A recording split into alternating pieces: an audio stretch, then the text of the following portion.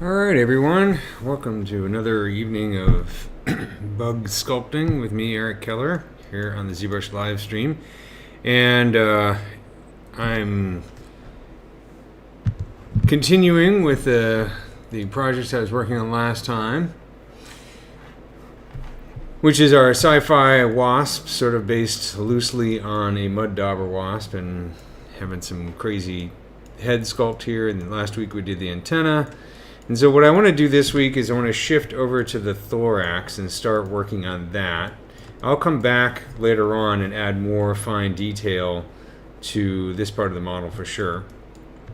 But I always like to kind of hit all the different parts of the insect before I do any fine detailing, just to sort of bring everything up to a similar level. And as you can see, the body right now is looking a little bit silly because it's a very simple Z-sphere model that's been converted to a Dynamesh and then split up. So that's the thorax right there.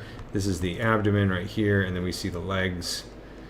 And this is just the leftover Z-sphere antenna, so we can ignore that. So let's, before we get into it, let's take a look at some thorax anatomy real quick, and this is going to be kind of a brief overview. The main important point is, since we're making this insect based on real Earth insects as opposed to something from a completely different planet where we could do basically whatever we want, we are trying to ground it a little bit in actual anatomy. And insects follow some familiar patterns from one species to the next, although they can be stretched and elongated and changed depending on the species and the order and so on. They still follow basic patterns. The most basic pattern is 6 legs, head, thorax, and abdomen. Sometimes there's a petiole, like an ant's, which are little 1 or 2 divisions between the abdomen and thorax. Sometimes this is very short, sometimes it's very long, like in a mud dauber. And then, of course, we also have the wings coming out of the thorax, which I haven't added yet. And wasps are in the order of Hymenoptera, so they have 4 wings, 2 front wings and 2 back wings. So if we take a look at the thorax, we don't necessarily need to get into the terminology here too much. And I found this image just from Googling wasp thorax. So pretty simple stuff there. I mean, pretty simple as searches go, but then when you get into the thorax, you can see it's very confusing. There's a lot of plates that kind of join together to form the entire thorax. The thorax needs to be flexible for a few reasons. For one reason is the wings are coming out of there. And when a wasp or a flying insect flaps its wings, it has muscles, but it's not just that the wings have muscles like my shoulder muscle here, right? It's that the entire thorax kind of collapses or vibrates or squishes. Let's call it swishing, right? So it's doing this. And that's causing the muscles in the inside to expand and contract, or I should say the muscles in the inside are expanding and contracting, which causes the entire thorax to kind of vibrate. And then what you get is the wings are coming out of here. They do have muscles, but that contraction and expansion of the thorax is also helping the wings flap, because the wings got to flap very, very fast to keep this thing flying, right? So the thorax does need to be flexible, but it also needs to keep moisture out to prevent things like infection and that kind of stuff. So you can think of the thorax as being sort of this engine, and those flexible plates are kind of like, if you look at a human skull, the human skull, even though it's 2 things, the jaw and the head, we still have these kinds of divisions in our plates, divisions between the plates of the skull. So you can kind of think of it like that. So if we take a look at our diagram from the side view here, you can see these all plates have fancy Latin names, and you can see they fit together. And as we look at various different insects, you can see here's more simplified. This is a honeybee. You can see, they have a familiar pattern, right? Like they almost always have a scutum, which is this large plate up here, and a pronotum, and oftentimes they'll have the scutellum. So let's take a look at a 3D model of another bug real quick. And let's see, this is going to be a honeybee. So this is a honeybee that I was working on actually a few weeks ago, and this is based on scan data. So I'm going to just select the thorax here and then hit solo so we can take a look at it. The honeybee thorax is really, I think, incredibly adorable because it's so round, right? But you can see that we have the scutum here and the scutellum, which is this part right here. So we tend to, on a honeybee, we'll have a big round thing as opposed to like a plate. If we take a look at, let's say, what do we got here? This is, right here, this is the, of course, the foe of the honeybee. And we were also working on this recently in a recent live stream. This is Vespa mandarinia, also known as the murder hornet, that some people like to call it that. But you can see it's made up of, here's the scutum, the scutellum, and we have some additional plates back here. The main thing with both the bee and the wasp is you're going to have two openings for the wings to come out. So because we have the front wing here and the hind wing right there. So we have that, and then we have the various plates under here. And this one is kind of close to this hornet right here in terms of the various parts of the anatomy, right? Not exactly the same, but very similar overall in the division of the plates. So on the one hand, you want to think that insects will have very different types of thoraxes, but they kind of follow similar rules. Let's see. Let's take a look at this one really quick. This is an older model. This is kind of interesting. Super nerdy, of course. This is a wasp, but this is a Mexican honey wasp. In other words, it's the only wasp that actually produces honey, which is kind of wild. So I don't know what the honey tastes like, but it's the only other insect that makes honey, and it's not a bee, it's a wasp. Closely related, but still somewhat different. And if we take a look at the thorax, we can see, again, scutum. In this case, the scutellum has kind of got this shape, and then we have this wild kind of shape back here. And we have our openings for the wings, and then we also have our different parts right here. So we have a little bit of creative freedom here in that respect. And then the last one I want to show is, let's see. That's our honeybee. That's our main thing that we're working on. This is, I want to load the orchid bee real quick, just as a final one to look at, and then we'll get to sculpting. So, just to show you how nerdy I am, I actually have my files on my hard drive separated into orders here. So we have arachnids, crustacea, and hexapods. Within the hexapods, we have insects and columbola. Those are both hexapods, and then I have my orders here. Another machine, I actually have all the orders, although some of the folders are empty. Okay, that's really nerdy. We don't need to get too far into that. But I'm going to look in the Hymenoptera, and I'm looking for, it's an orchid bee, so it's right here, it's Euglossa dilemma, and you can see we have this. And let's see if we have.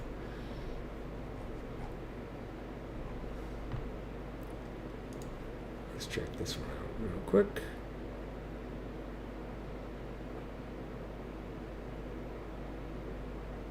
My computer is very slow sometimes at loading files. I don't know why. It's a fast computer, but it gets kind of slow. Are there any startup videos to show how to sculpt as well as layer arrangements in ZBrush? Are you asking about if there are layer videos in ZBrush? I think there are. I don't have any currently in my stream, but I'm sure you can find plenty of them. If anybody's going to have one, it's going to be Michael Pavlovich. I'm actually not a huge fan of sculpting in layers. It's just not the way that I think or work, but sometimes it can be really useful. It depends on how you use them. Right here we have our orchid bee. So this is more like our honey bee. And if we take a look, I've actually divided up the thorax in this case to several different pieces. So what I'm going to do is this. Okay, so you can see here's a thorax for this one.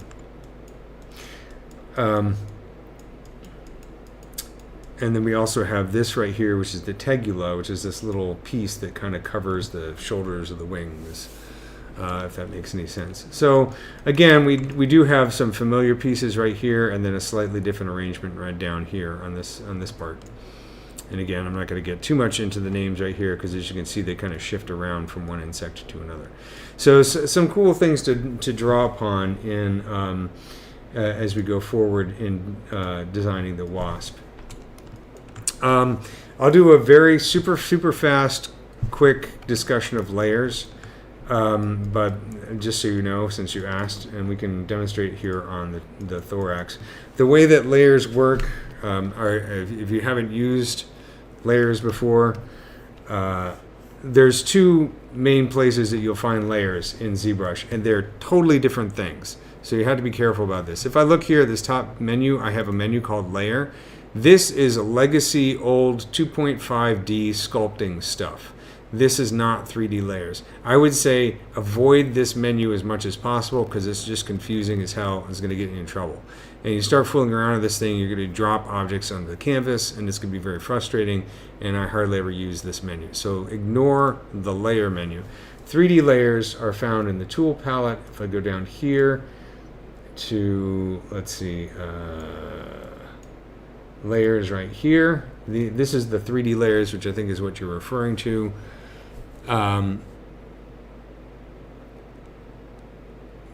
So if you're an absolute newbie, I would say the live streams are fun to watch. However, like I'm focused right now on creature design, so I'm not going to be doing a whole lot of absolutely new stuff.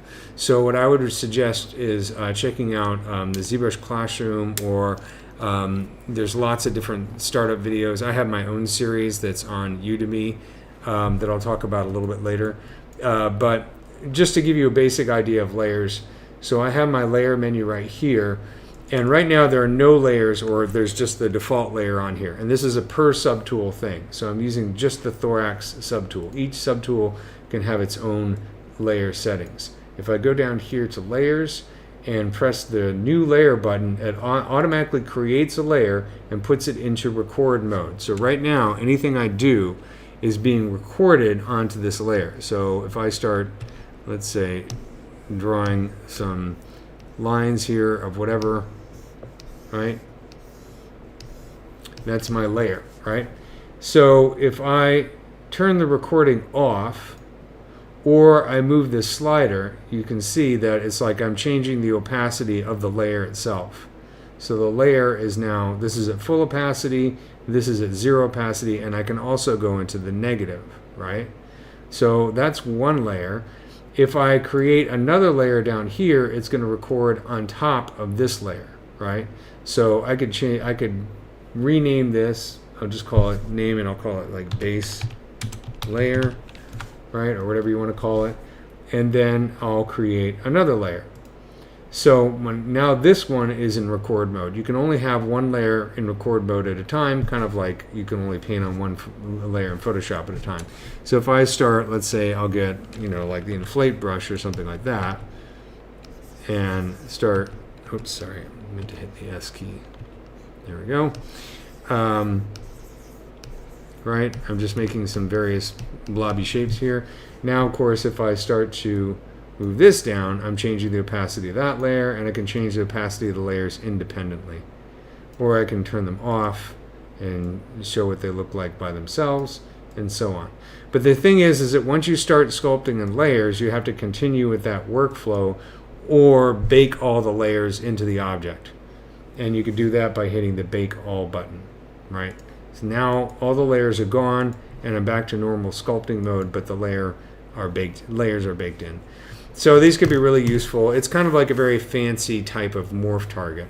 Again, I don't use them that often, or maybe I use them for very specific things, just because for my workflow, I'm thinking of just sculpting, you know, I just don't use them. It's a personal working style, so it's something to play with. But they can be really cool if you're trying to work with fine detail and you want to create a lot of variations because you have a fussy art director or a fussy client or something like that. It gives you more options or flexibility. I find that I have plenty of flexibility just from duplicating subtools or using the undo. So again, it's kind of a personal thing. This is actually a wasp. Okay.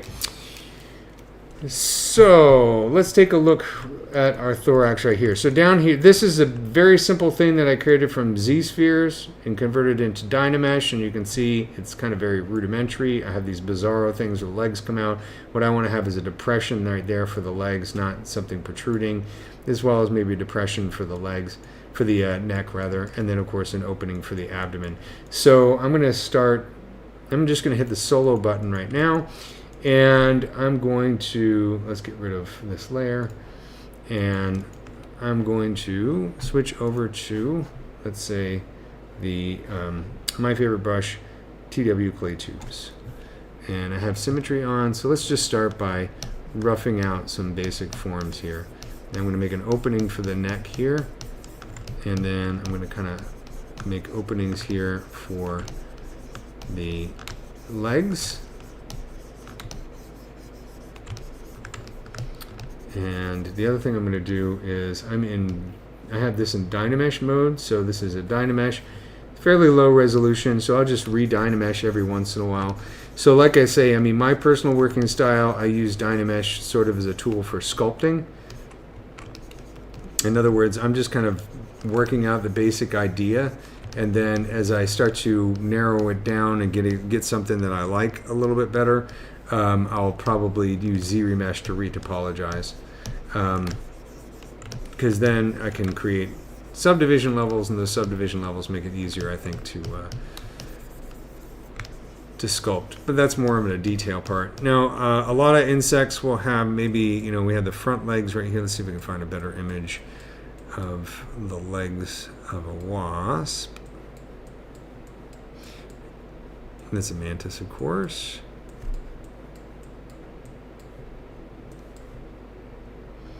So you can kind of see the front legs are way up here in the front, coming out of this portion, and then the mid legs and the hind legs are kind of squished together, and there's a little bit of space right there. So I think I'm going to imitate that a little bit and create a bit more space, or maybe move the front legs up a little bit. So maybe I'll get rid of this and move them up to like maybe right here, because I think that's kind of a cool arrangement. It's a little bit more interesting, and maybe I'll even move this back a little bit more.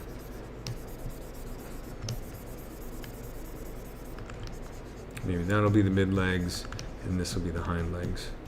And I don't think I'm going to get to the legs today, but when we get to the leg anatomy, I'll talk a bit about that, because it's interesting, just like everything else, right?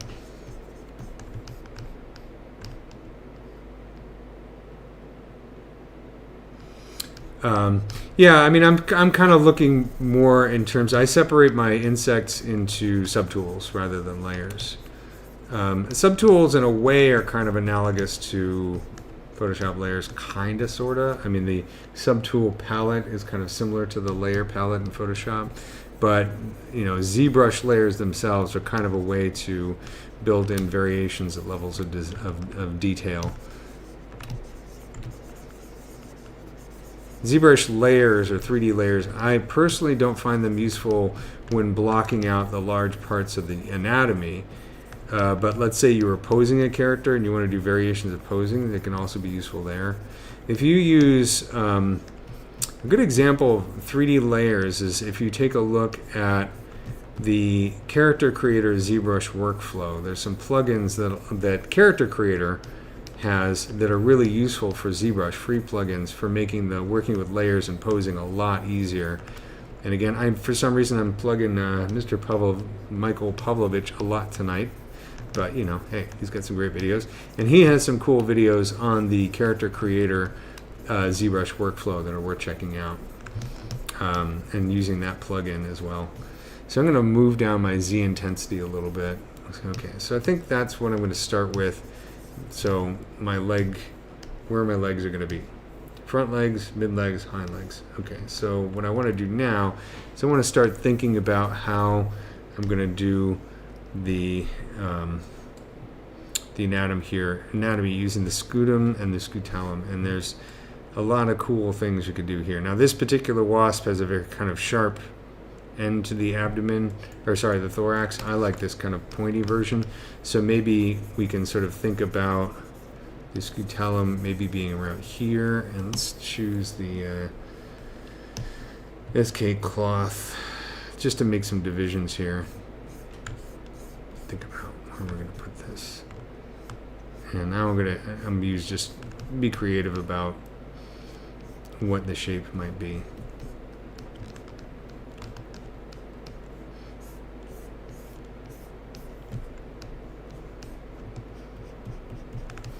Now, I like to kind of use motifs in my creature design, so reoccurring shapes throughout the body. And if I take a look at the whole insect, I started creating this kind of very triangle or diamond shaped motif in the head. And it's kind of repeated in the mandibles, the eyes, these parts, and also the overall shape of the thorax. So I might play with that a little bit more in this part and see if I can bring that kind of design here into these parts of the anatomy. So I also like to think about rhythm, thinking about creature design or any kind of modeling in terms of like music. So this is a rhythm right here. We have a large note, whole note, half note, quarter note, you know what I mean? So it's kind of echoing the same basic shapes or motives, but in a sort of descending order of size. And so that's kind of a nice thing. It's a very pleasing thing. And you'll see that kind of stuff in nature. I mean, I kind of like that. That's kind of interesting. So let's go with that. I might pull this down just a little bit. So next important thing that we have to determine after these parts is where our wings are going to come out. So let's take a look at wherever my reference went to. There it is. It's way down here. So generally speaking, we're going to have the wings coming from right below the scutellum and the scutum and the scutellum. So like right here, these two parts right there. So let's do something like, and I want this to look like a powerful bug. So if we have a lot of our power in the thorax right here, maybe the forewings are going to come out right here. Let's get our clay tubes brush. Just create a very basic opening there for the front wings. And then not too far behind, but maybe slightly lower, we can have the hind wings. Wing muscles are something that I'm still learning a lot about because the shapes are very complex. And then if you look at like a great insect to look at when you're trying to learn insect muscles, wing muscles, is of course a dragonfly or damselflies who really have really cool muscles, and they're a little bit more exposed than say a bee or a wasp, which tends to have a bit more something like an opening.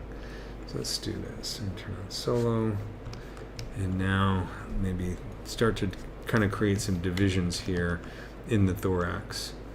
So make this a little bit more obvious. Here. And since I'm playing God here and I can do what I want, I'm going to be a little bit loosey-goosey with my anatomy here. And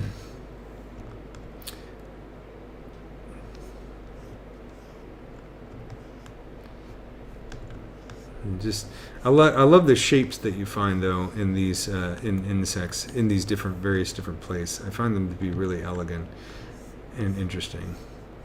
So I'm just going to kind of draw them out here in a way that I think makes sense. So division right here. I might actually move this down a little bit, make it kind of a cool shape like that.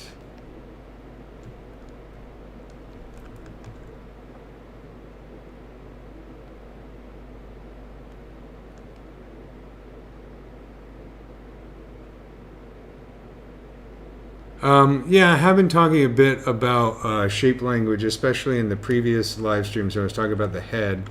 I was kind of pulling things, exaggerating what you find in nature, although nature has some pretty wild stuff to it. So it's kind of hard to top nature, as you can see from these various different insects in my reference. And this was my main inspiration, which is a type of mud dauber wasp. But what I'm doing here is, if you take a look at the head, so I usually, when I design an insect, or even when I'm sculpting a real insect, I like to start with the head and kind of establish the personality there.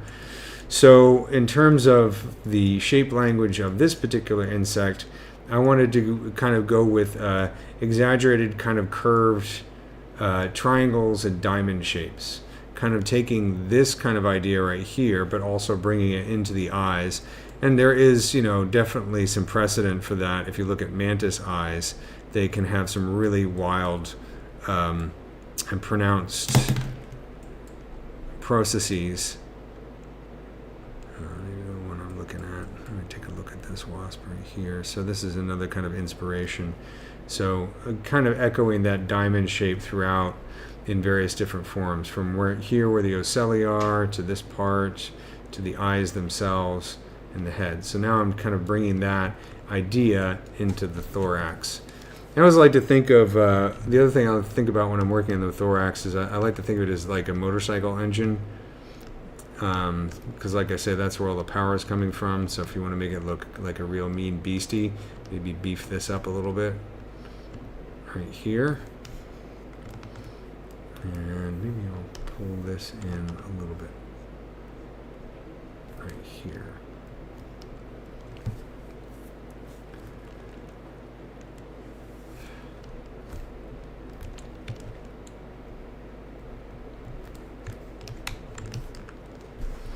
And let's go over to back to our diagram here. This is okay. Let me make sure I'm looking at the same angle here. So back to SK cloth. Let's continue to make sort of this piece right here. Goes. So it doesn't have to be exactly the same, just kind of echoing the idea that we have these basic divisions in the thorax. That reminds me, I should probably save, right? Okay. Let's do save next. And have a sip of beer.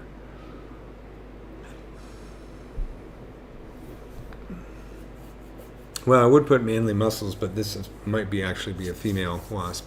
If it has a stinger, it's a female, right? Because a stinger is a modified ovipositor. So male insects don't have a stinger. So if I add a stinger to this, it's going to be feminine muscles.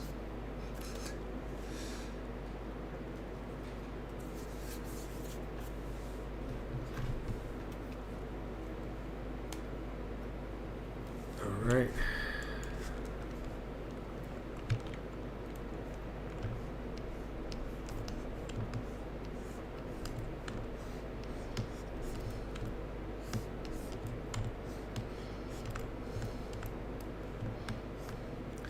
So in social wasps and bees, of course, only the queen is going to be laying the eggs.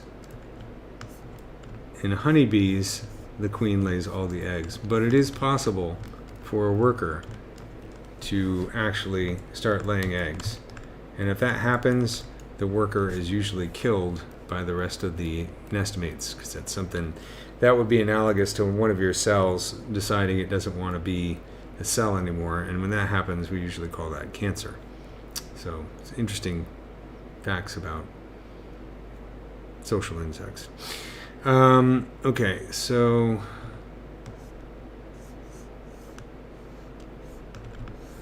let's see. I probably made this a bit too big, so I'm going to pull this down a little bit.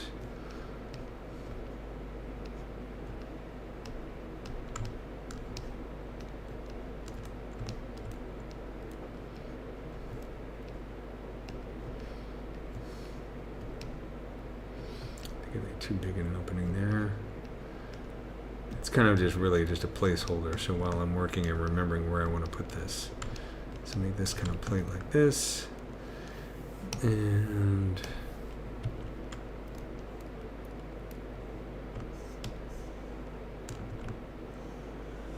so this would be analogous to this kind of part right here. So we could do some more sort of round divisions right there. And then this plate underneath the hind wings. And then we have this. That works pretty well. Nice little puzzle pieces. So I'm going to go with this. Kind of develop it some more. This is kind of my own kind of design right here.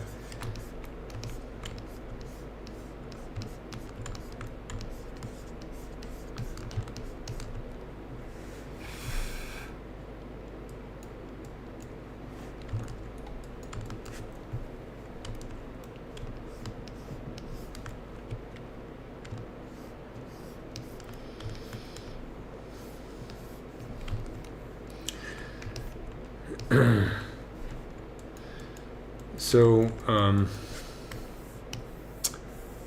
if you think of parasitoid wasps, like tarantula hawk wasps are a good example of a parasitoid wasp. Parasitoid means it has parasite-like behavior, but it kills the host as opposed to keeping the host alive.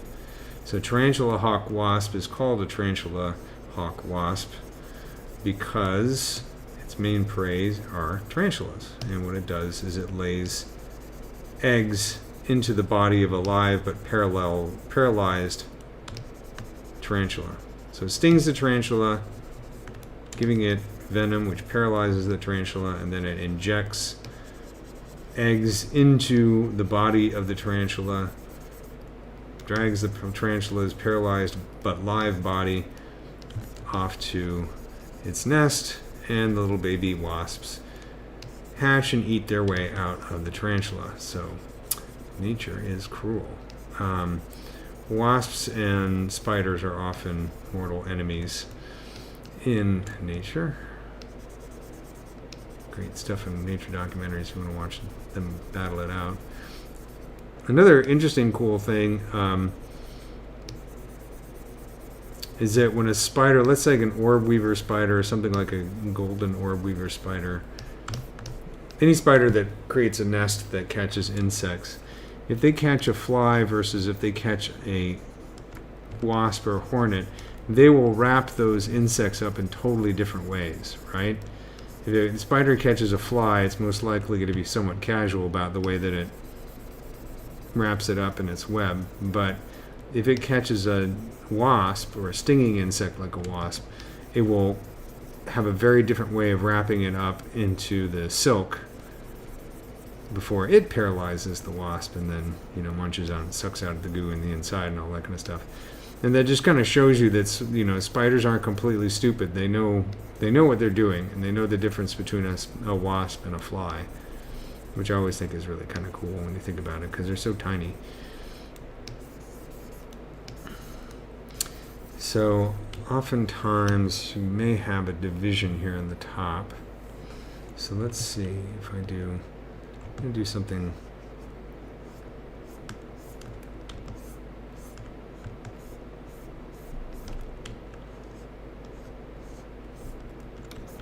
This is just, I'm inventing stuff now just for the fun of it, to see how it looks.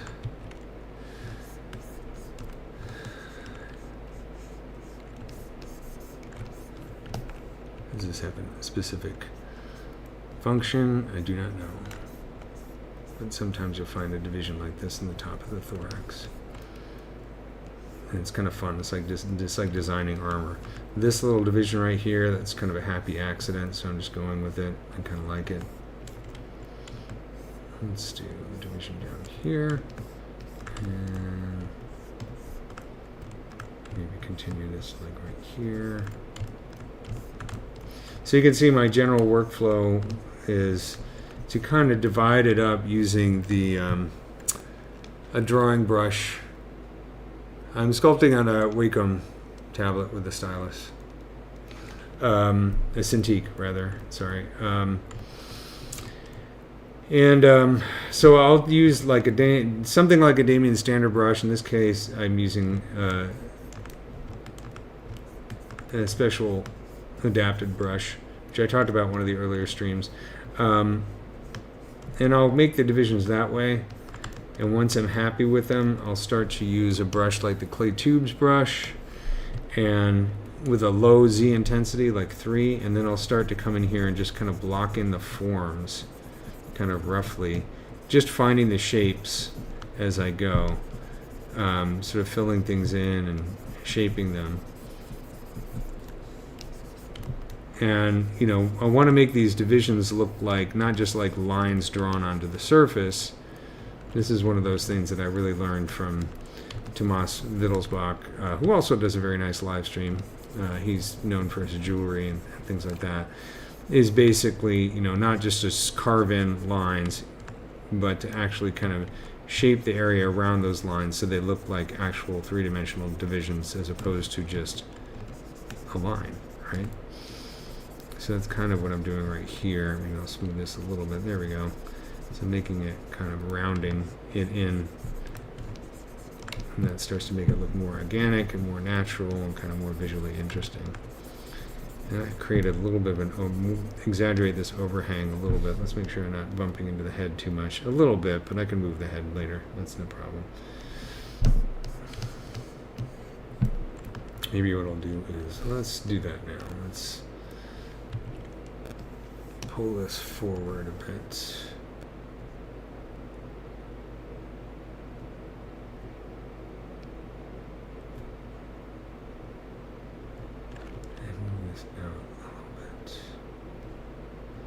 So we can kind of bring in that diamond shape here on the bottom as well.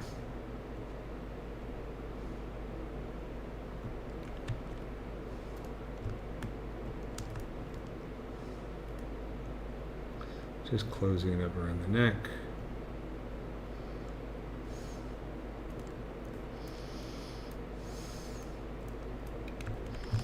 And then what I'll do is I'll take the head. So the head is, I can get rid of this. Don't need that anymore. Let's take the head, actually move the antenna into the head folder, and then you do transpose set.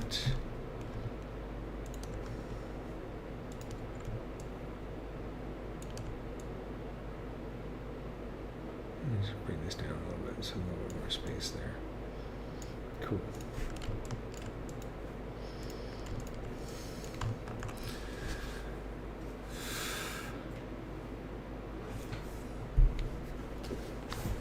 All right.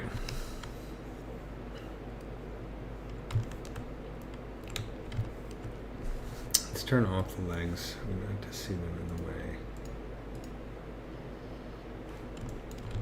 And just take a look at our silhouette. Oops.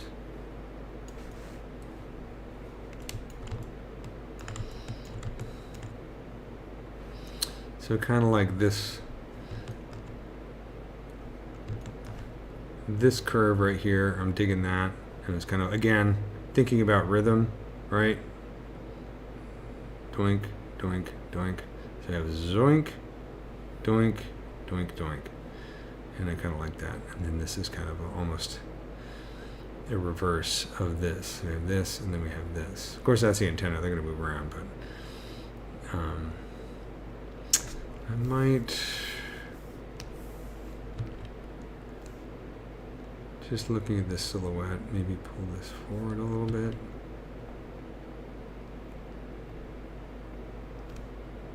So I'm just thinking of this negative space right here between the back of the head and the thorax.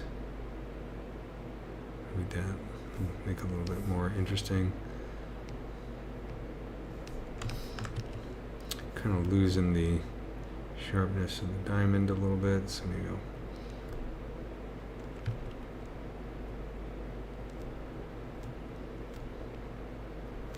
Yeah, so kind of an echo right here, and this part, and this part.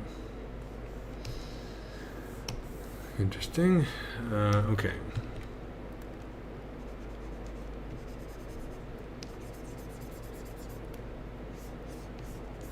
So again, we have a rhythm here, rhythm 1, 2.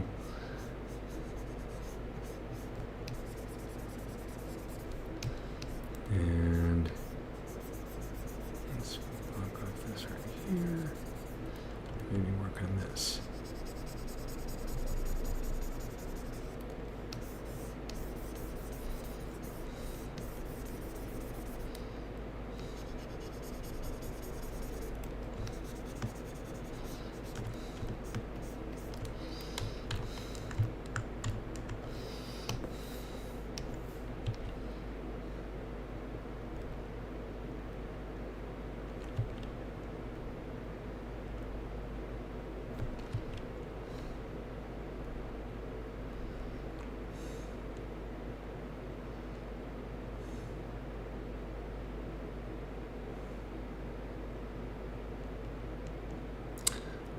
Sometimes it's worth thinking before you swing your slipper. That is interesting. I try and put a lot of thought in my designs, if that's what you're referring to. I mean, I'm somebody who really enjoys designs that are grounded in reality, so I read a lot about insects and study them in great detail. I've modeled a lot of them. So even when I'm making things up, I'm always kind of grounded. Like, this is why I have all this reference here. So that's what I endeavor to do anyways.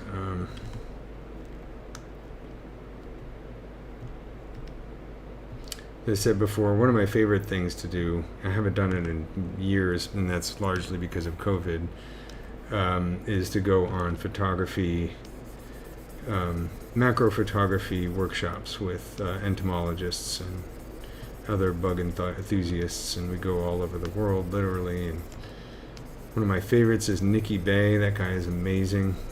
Probably spends 6 to 8 hours every week at least in the jungles around Singapore, or the forests around Singapore, taking thousands of pictures of spiders and all kinds of cool bugs. Really cool guy too. Fun to hang out with. Gearhead, total camera gearhead. But it's fun because we go on these workshops and these entomologists give lectures, and even though I've seen the same lectures, 10 or 15 times, they're always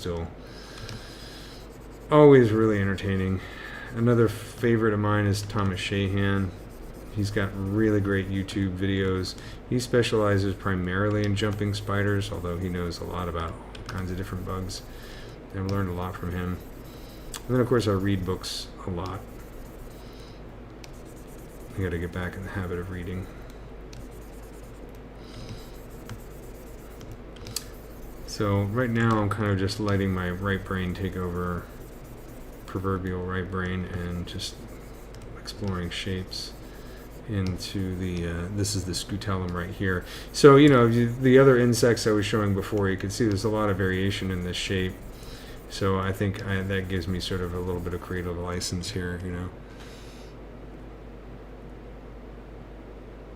Oh yes, I definitely agree with that. Our world is complex, and the smallest creatures, the details is something that I find just amazing. I mean, insects are they're like a sculpture garden, if you look at them in the various shapes. There's a great book mainly of photography by Peter Niezgrecki, who's a Polish scientist. Actually, he works at Harvard, so I think he's American, but of Polish descent. He's one of my favorites as well. He has a book called The Smaller Majority, and it's mostly photography of all kinds of different bugs, lizards, frogs, little things like what you're mentioning here in your comment. It is a very, very cool book with fantastic reference. The material I'm using is Ma Dirty Blue, M-A-H, Dirty Blue. M-A-H is the initials of the artist who created it. We talked about it at last week's live stream. You can find it from the download page in Pixelogic. And I really like it because it's kind of easy on the eyes. It also brings out the details quite a bit. If you watch the end of the last time I did a live stream, I talked a bit about materials, although I didn't go into total detail about it because it's actually a big topic.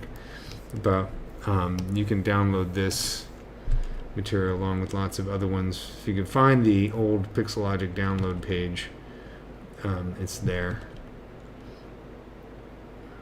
I'm trying to figure out how I want to deal with this kind of division. It could be, I could do straight this and then this, or I could maybe add a little bit of an angle here, kind of like that.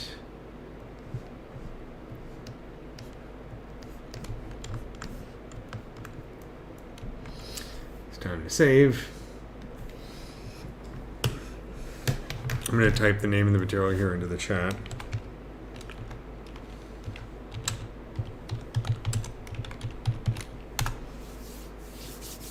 It's a matte cat material, so.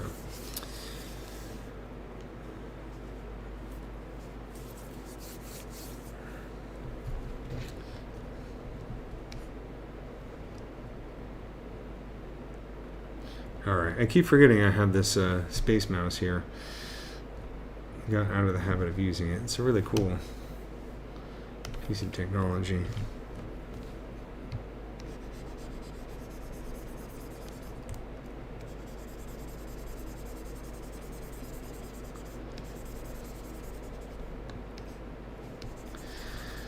Let's see, let's take a look at the side view here.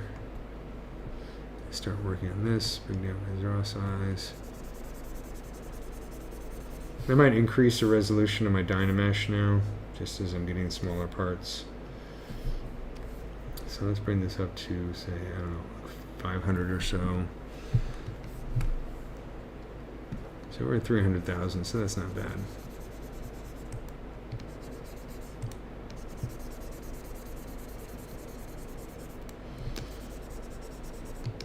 So I'm using that clay tubes brush again, just to kind of, alternating using digging in and pushing out. Just to create these divisions.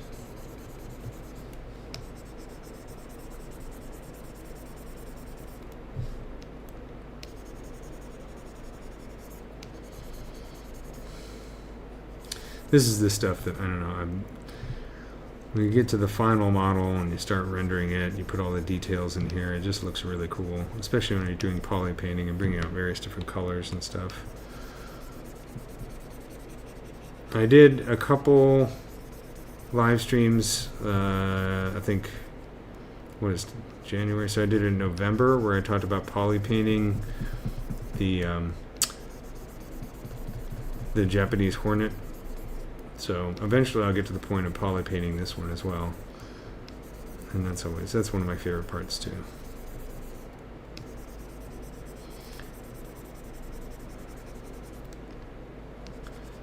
So I'll close some of this up a little bit.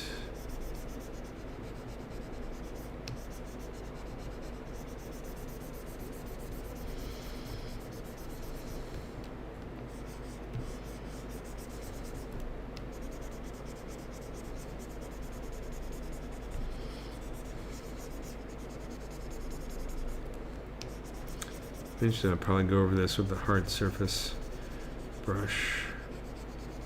Hard polish, H-polish brush.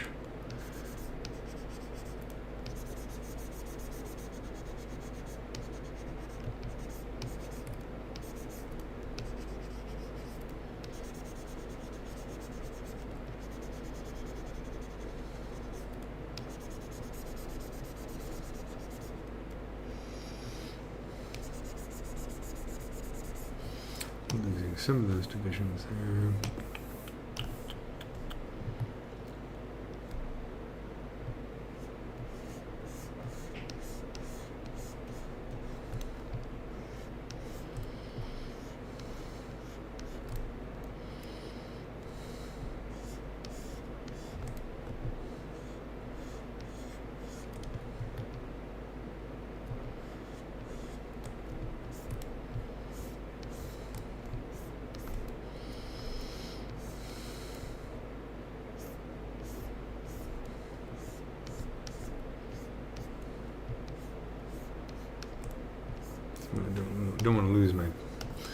divisions here.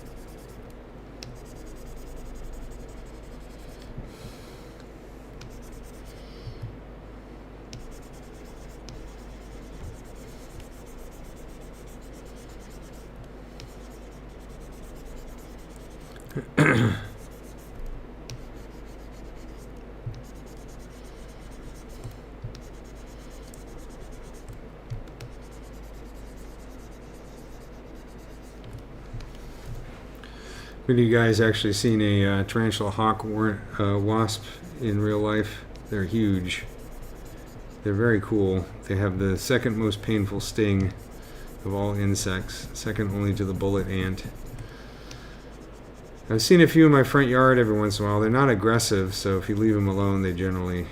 I've only seen one in my yard, but one time I was on a bug shot workshop in Texas.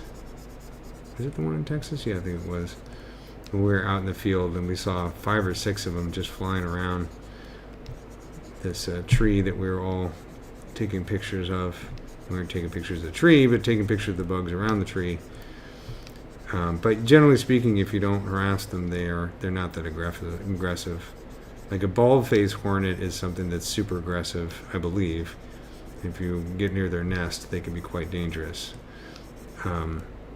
But tarantula hawks, if you give them space and leave them alone, I think you should be okay. Most stinging insects are very frugal with their venom because it takes a lot to produce the venom, so they want to save it for paralyzing prey most of the time. Think of their venom as being like a credit card. They want to use it only in certain circumstances. But obviously they'll use it in defense too. But if you're dealing with a social insect that's guarding a nest, like a bee, then that's a different story. But I have no problem with bees. I have plenty of flowers in my garden, nice orange tree. I go up and take pictures of them all the time. They leave me alone as long as you're not messing with them.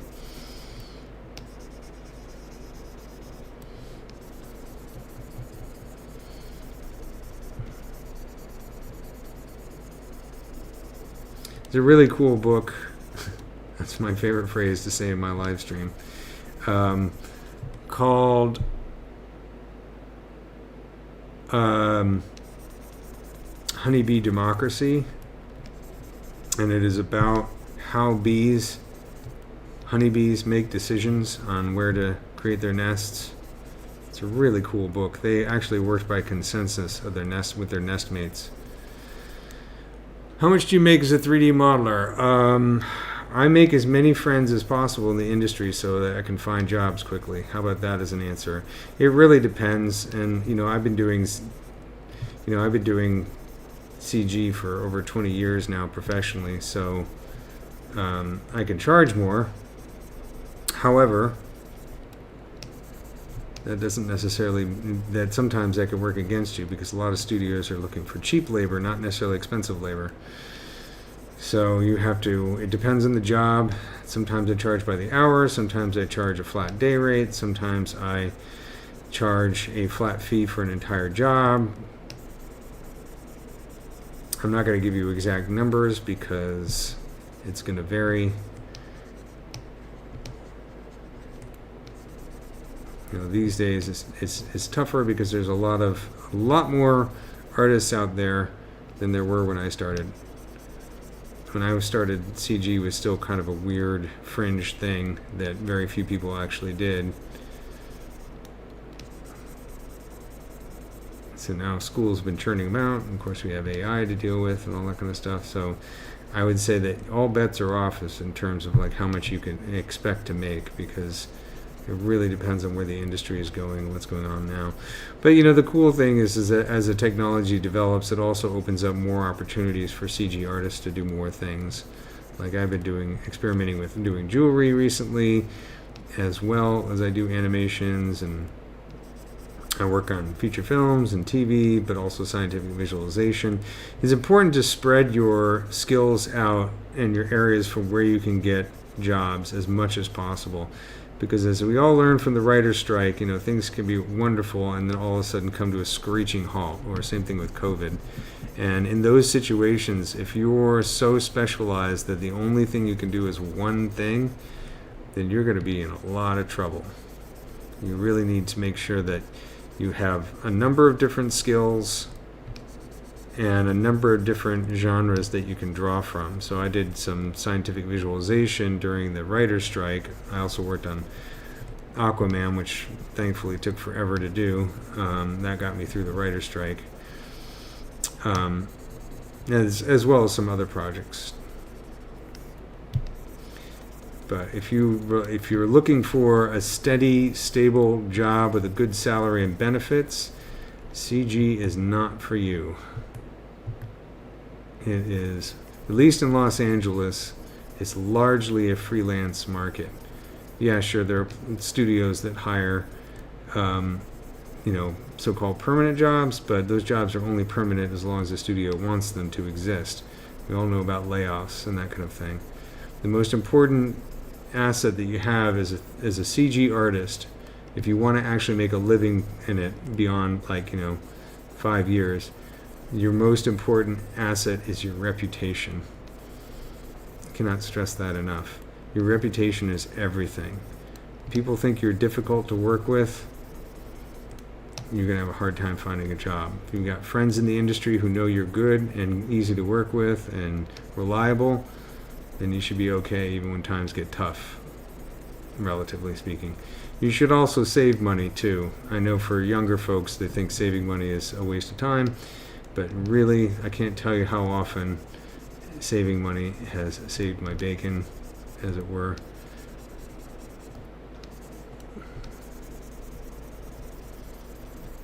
I cannot predict what's going to happen in the future. Do I think AI will affect 3D? Oh, yes. It already is. It already has. If you're a concept artist or a storyboard artist, you better start building some other skill sets, because you are in serious trouble. Especially storyboard artists. And that will affect, of course, people who do animatics as well. It's going to affect everything. But here's the thing about AI. It's going to affect every single industry. It's not just CG. It's not just music. It's real estate. It's being a doctor, being stockbroker, anything and everything. AI is going to affect every single industry. So have to learn how to, as much as I don't like embracing it, because I like doing this and I don't like the idea of my favorite thing being replaced. Sure, I could do it for a hobby. I could continue to sculpt all day long. I know plenty of people who really enjoy welding works of art, but do they make a good living out of it? I don't know. Maybe 5 or 6 of them do out of thousands. So you got to adapt. Hey, it's just like evolution, right? That's what it's all about. Adaptation. But yeah, it's going to affect everything, so we're just going to have to roll with it. I haven't done a deep dive into the AI tools yet, but I probably will sooner or later. The other thing that AI, though, is the good side, the upside of AI, is it does allow fewer people to do more. So now it's conceivable that a team of 6 people, maybe 3 people, could make a movie. You know what I mean? As the tools progress, because you can do more. Populate an environment with a forest without having to place each individual tree or even paint them, just and that kind of thing. Storyboarding. So there's some good sides to it. I mean, if the goal is to build something like the holodeck in Star Trek, then you're going to need AI to do that, because it's just too much computation for even a team of artists to handle, and that's sort of where we're headed. So, as always, content is king. Focus on your ideas more than anything else, and let AI help you develop them. But when it comes to the entertainment industry is about making money. When people complain about a movie that being made just to make money, well, that's what movies are for. Think of it this way. The invention of movies, the whole promise when movies were created was, instead of people going to see a live performance of a play, seeing maybe one performance a night, and that play moves from town to town, the group of how many actors or whatever and craftsmen and stuff. Well, now you basically have duplicates of that play that can be shown in many towns, in many theaters throughout the town. It's a great money-making scheme, and then on top of that, you're charging people to go in before they even see it. Well, I suppose you're doing that with plays too, but... So the movie industry was built on the idea of mass marketing of art. So if you complain about movies being just about money, well, that's the point. I'm not saying it's a good thing, I'm just saying it's the reality of it. So when a tool like AI comes along, it's going to make more people more money, or fewer people more money, then yeah, it's going to be embraced whether you like it or not. And a big part of the actor strike, which I supported, was trying to come up with some way to deal with how AI is going to affect writing going forward. And it seems like, I haven't read the specifics of the deal, but they come up with some agreement that is palatable to the writers. I don't know. I'm not an expert in that, though. Oh yeah, the thing about the Thomas Wittelsbach's brushes is, since they are his brushes, I'm not really comfortable giving them out.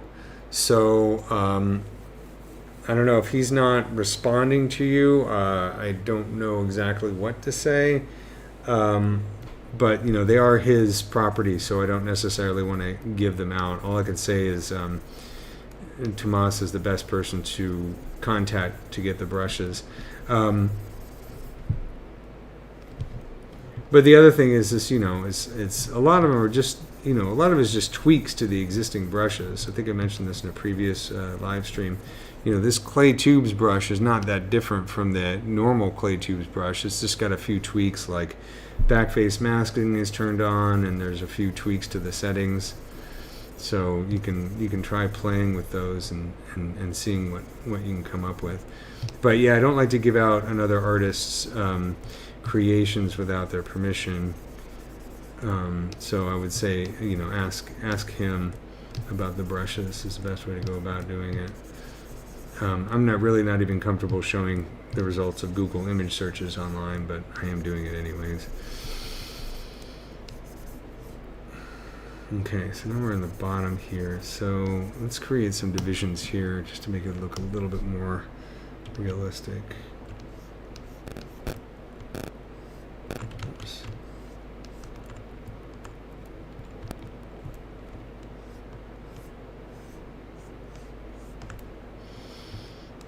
This diamond shape right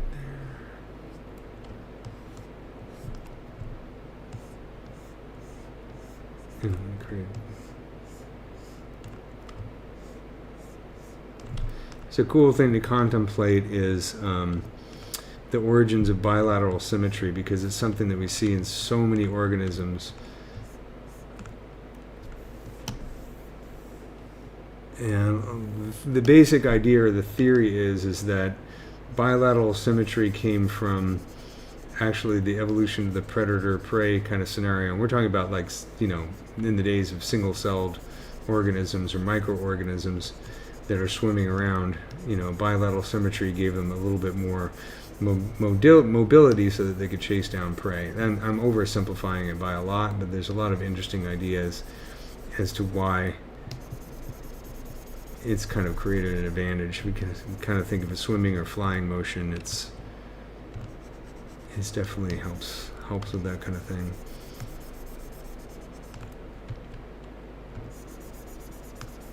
That was kind of really lame explanation of bilateral symmetry, but I think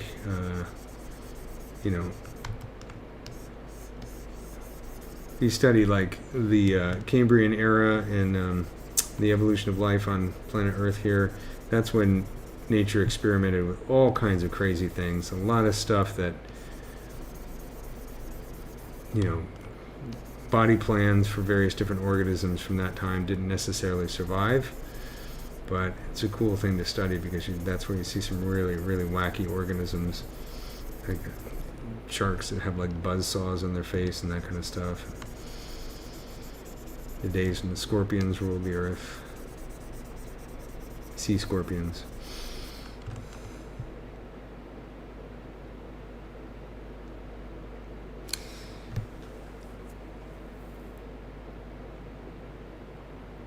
Oh, okay. Sorry, he was on vacation. We haven't talked to him in a couple weeks, so I don't know what he's up to.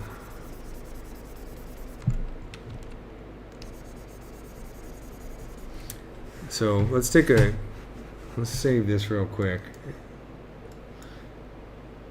And let's do a quick comparison between clay tubes and TW clay tubes just to see what the difference is. So if I take the brush palette and dock it, so I'm looking at, this is clay tubes. I don't need the create menu, curve menu. So we switch between this and regular clay tubes, which is this one. So if we expand the edit curve, so this is a standard clay tubes brush. And here's his brush. So slight change, very, very slight change in the edit curve. His has a slight little bulge to it down here. This is like a kind of mysterious curve right here. It's hard to exactly say what it's doing. So like a lot of things in ZBrush, but it's kind of fun to experiment with. So the regular clay tubes is just a straight linear curve. TW clay tubes has a slight bend in it. If you take a look down here, I don't think it has many differences here. But it also, if we go down to, let's take a look at depth. So here's standard clay tubes. Here's TW clay tubes. Depth is pretty much the same. Nothing different there. Take a look at samples.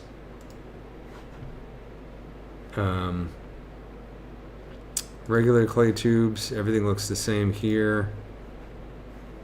TW clay tubes, everything's the same. I don't think there's any difference in the elasticity. Okay, so here's regular, that's TW clay tubes. Here's regular clay tubes, elasticity is the same. Let's take a look. Surface is noise, it doesn't have anything. Let's take a look at the modifiers real quick. TW clay tubes, modifiers look exactly the same. And then take a look at auto masking. I think this is one of the other big differences. So regular clay tubes does not have back face mask turned on. TW clay tubes does have back face mask, and the intensity is set up to 10. The curve looks pretty linear. I think those are mostly the main differences between the standard clay tubes and the TW clay tubes. It's really just a couple of settings that are different. I think the rest is all. Why is USD format in the brush palette? That's really interesting. Oh, that's Z plugin. Sorry. That kind of threw me for a loop there. So yeah, I mean, it's really just a very, very subtle difference between the clay tubes and TW clay tubes. I think it's that the main thing is that curve and then the back face mask. So try just taking the clay tubes brush and playing with those settings and see if you can get something that works that way.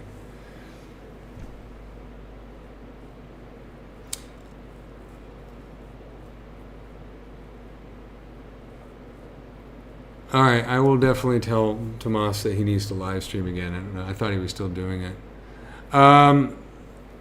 Yeah, the clay buildup, the main difference between clay tubes and the clay buildup is really just this one setting. So if I take a look at clay tubes, right? Let's say I just start sculpting right here. It kind of sculpts and keeps building up and then kind of sort of stops after a while, right? And then if I let go and start sculpting again, then we get another layer. Whereas if I go into clay buildup, and start, it's just going to keep going and going and going, right? Hence the buildup.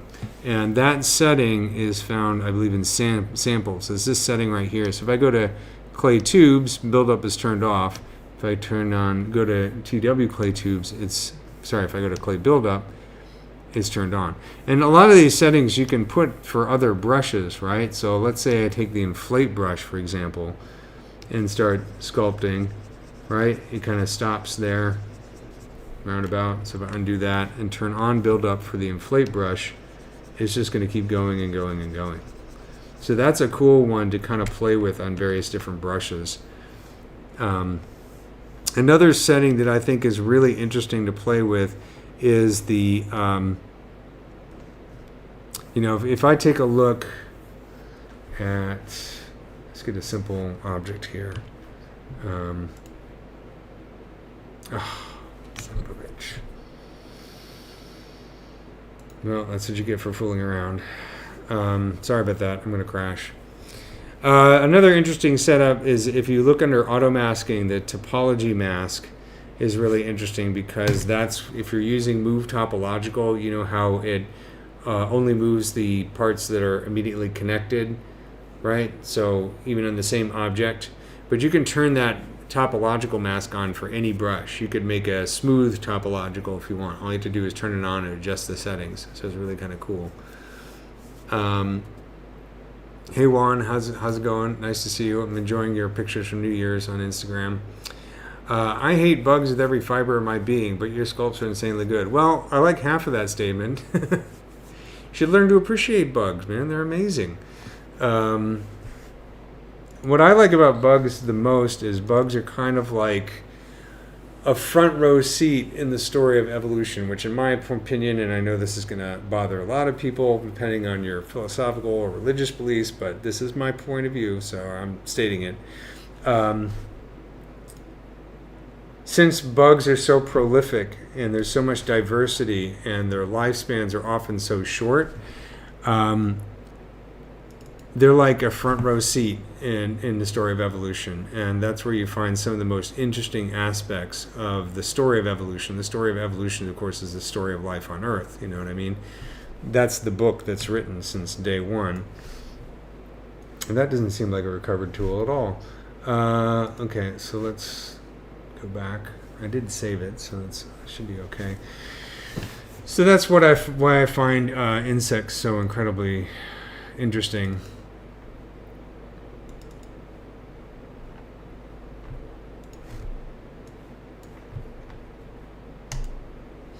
But, all life is kind of really cool.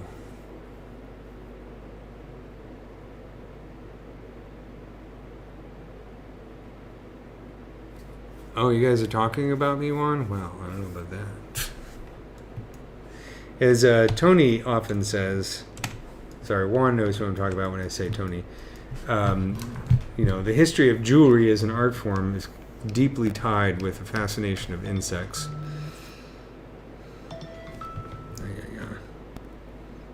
People don't know I'm doing a live stream.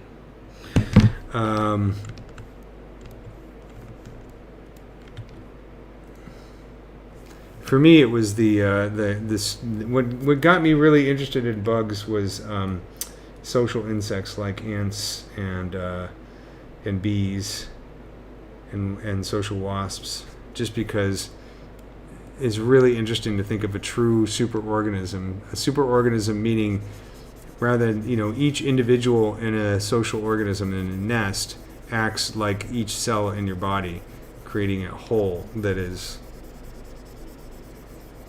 it's such a rare thing to kind of appear in the history of life on Earth, and it's just absolutely fascinating. There's an entire field of study called sociobiology that is the study of social organisms.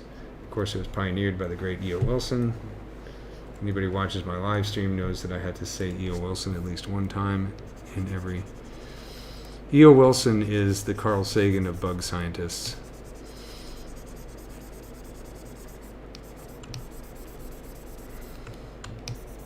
I was hanging out with a lot of astronomers when I was working at the planetarium show, Griffith Planetarium, which is, by the way, a great show. You go see it. Signs of Life, really cool planetarium show. But everybody I was working with on that show, of course, was astronomers. I was the sole biology nerd. So I used to say, the problem with astronomers is they're really just sky geologists. They're just looking at rocks floating around in the sky. I mean, how interesting? It's not that interesting. You know, rocks, who cares? The story of life is much more interesting, in my opinion.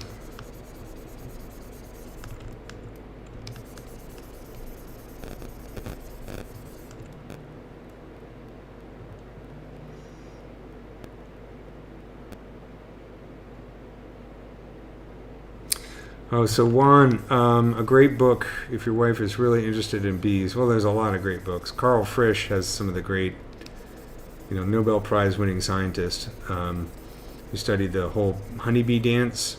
He has some great books. They're old books, but they're fantastic, and they're really accessible and fun to read.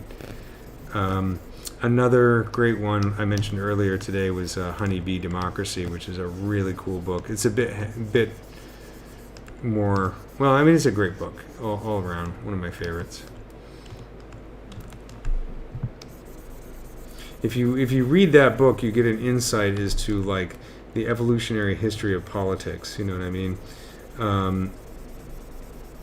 So I find that one a really fascinating read. I think it's Richard Seeley is the guy who wrote it. Okay, so at this point, after yammering for God knows how long, I kind of like the shapes here. It's looking good. It's looking elegant. It's sort of, it's continuing that shape language that I had in the head. If I look at the silhouette, I'm kind of satisfied with the rhythm of the whole thing. So let's save it. And then what I'm going to do is I'm going to take the hard polish brush and start kind of making this look a little bit hard surface. The other thing I like about bugs is at least sculpting them, is they're right in that sweet spot between hard surface modeling and organic modeling. They're kind of a little bit of both, which I think is really cool. Oh yeah, bumblebees. I don't have that book. I have another book on bumblebees. Well, maybe I do have that book. I might. I have a lot of books. I forget how many I have. But I do have some cool books on bumblebees. They're really awesome. Native bees. Honeybees are really, believe it or not, they're more like chickens than they are like, natural wildlife. They're heavily influenced by human behavior over the millennia. And also all the honeybees that we have in North America were imported from Europe. They're not native. They were brought over here by various different waves of human settlers over the millennia. And so they have a tendency to push out the native bees. So when people start screaming, we got to save the bees and save the bees, I mean, they're not wrong. It's just a lot of times they're misguided over which bees we need to be saving. I mean, honeybees are an agricultural product and an agricultural worker.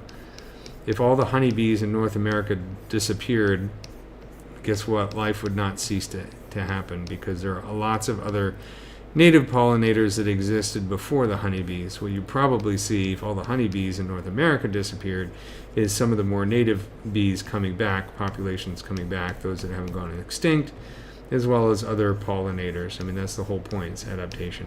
I'm not advocating for the eradication of honeybees, because I love honeybees. I think they're really cool. But I think part of what makes honeybees cool is the fact that they do have this close evolutionary history that's tied with human beings, very much like domesticated dogs do. Dogs are not wolves. Just ask a Chihuahua. So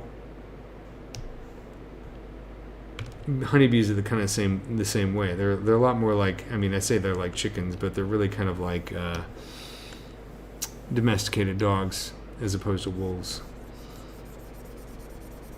And I have dogs, and I love dogs, so I'm not about to say anything bad about dogs, or honeybees for that matter. But the next time somebody starts going off about telling you to save the bees, just say, which bees? And then revel in the stunned silence, unless you run across an entomologist, and then they'll talk your ear off like I am doing.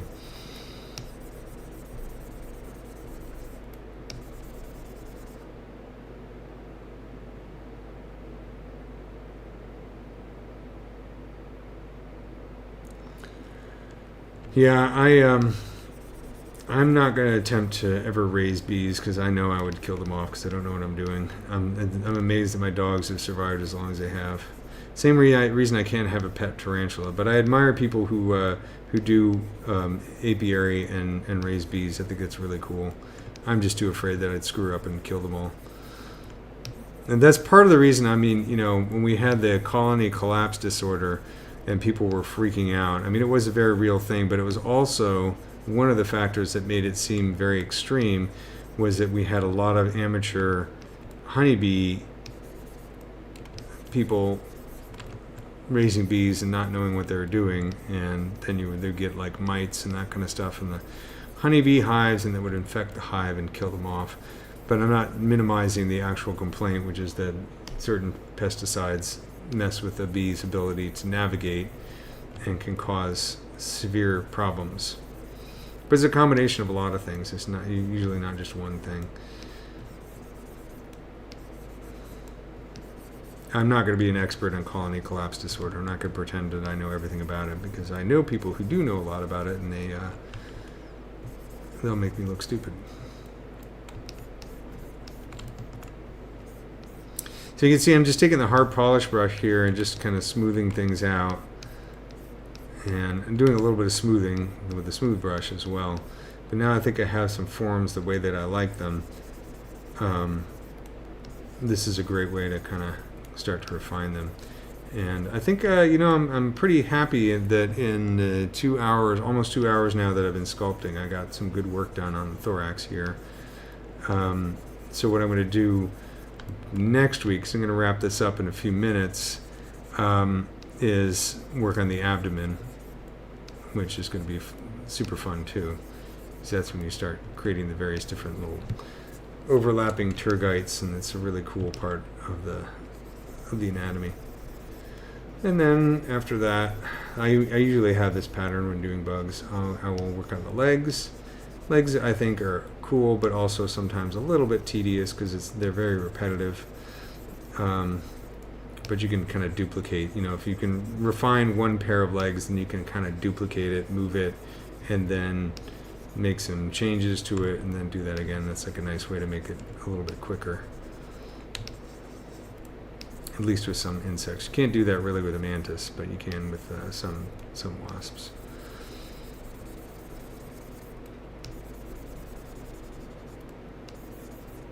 If you guys are curious, I did put a link to my website in the description there. It's bluepatone.com. You can check out my portfolio. A lot of bugs, but other things up there. You can check it out.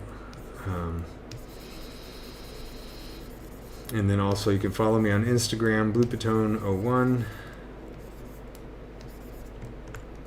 It's 01 because I forgot that I had made a Blue Patone Instagram site name a long time ago.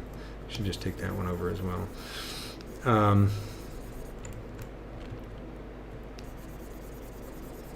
And then I have some videos in the Gnomon workshop that are insect and spider related for modeling, if you want to see my entire process. From beginning to final render, I have one on sculpting a wasp, a mud dauber wasp, kind of like I'm doing here, but a different design. I like this one better, actually. And then I have one on the orchid mantis, and one on jumping spiders. So that's the Gnomon workshop. And then you can also check my previous live streams from the past couple months, developing this project as well as some other ones, and rambling incoherently about entomology. Somebody's got to do it, right?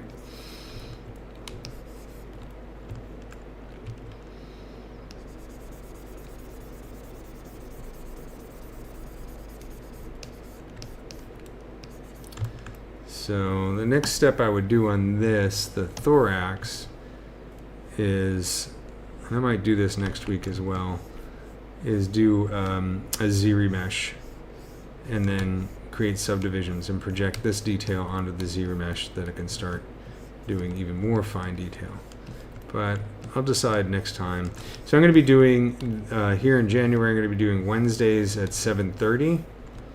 So if you got nothing else to do, cancel plans on Wednesday because it's going to be a lot of creature design because Ashley is doing her creature design, creature sculpting live stream right before me. So a lot of creature stuff. And I think Ian Robinson also does earlier in the day. He's on before Ashley. So Wednesdays are going to be a great day for ZBrushing. Call in sick to work, watch us, and listen to us ramble incoherently if you want. This kind of came out weird. This little piece right here, I don't know if I like it or not, but for now I'm leaving it in there. It's kind of interesting.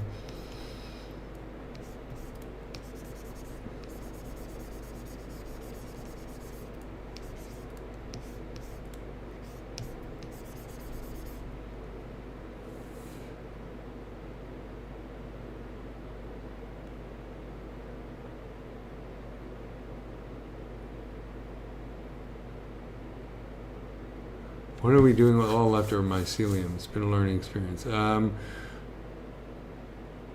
Well, I mean, wow, mushrooms, there's massive diversity of mushrooms, so there's a lot more cordyceps. My good friend Irene is actually very knowledgeable about mushrooms. She can answer that question probably better than I could. But I wouldn't worry too much about growing cordyceps and tagging bugs. I mean, bugs have a really cool and interesting symbiotic relationship with both fungi and bacteria, and the best example of this is leafcutter ants. So leafcutter ants, of course, are going through the jungle and they're cutting leaves, bringing it back to the nest, and then chewing up the leaves. They don't eat the leaves. They use the leaves to basically grow fungal gardens, and then they feed the larvae and the other ants with that fungus. So that basically means that ants invented agriculture about 50 million years before human beings even showed up. So, which I find really fascinating. But of course, just like with bacteria and other organisms, there's some beneficial fungus and there's harmful fungus, or there's fungus that can be beneficial in a certain volume and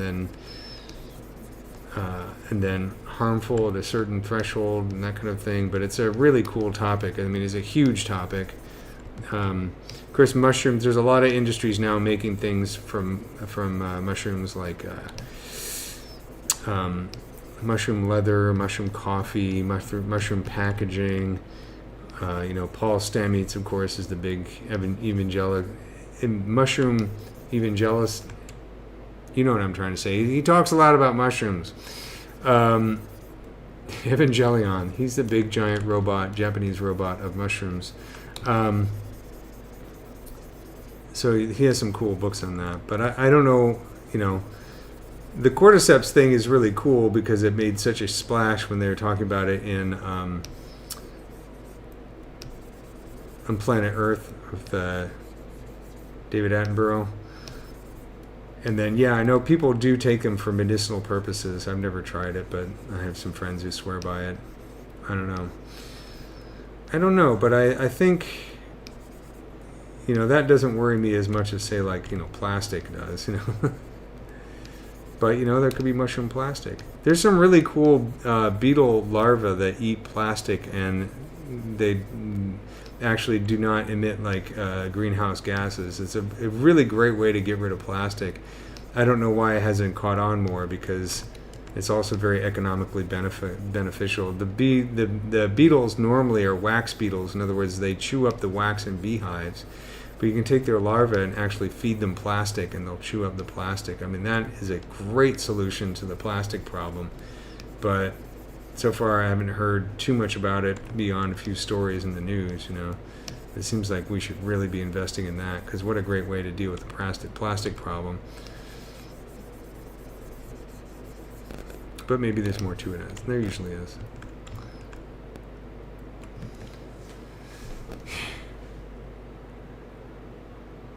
All right. Thanks very much, everybody, for joining me tonight. I really appreciate it. I hope you like the stream. It's going to be, available on YouTube if you want to check it out or rewind or watch the beginning. And, of course, also the ones I've done for the previous weeks on this particular project are also available. So please check them out if you want to see how this project started. And I'm going to continue with it in the next coming weeks. So Wednesdays, 7:30 to 9:30 Pacific. is when I will be live streaming, and I hope to see you guys soon. We'll talk more bugs. I got to read more books so I can come up with some cool bug facts, because I'm going to run out of them at a certain point. But let's take one last look here. I think that looks pretty good so far. You know, it's got some nice kind of complementary shapes, while at the same time a nice rhythm to it, and some visual motifs you can further develop, both on the bottom and the top, and the spaces for the legs and stuff. So it's coming along. All right, guys, thanks very much, and I'll see you next time.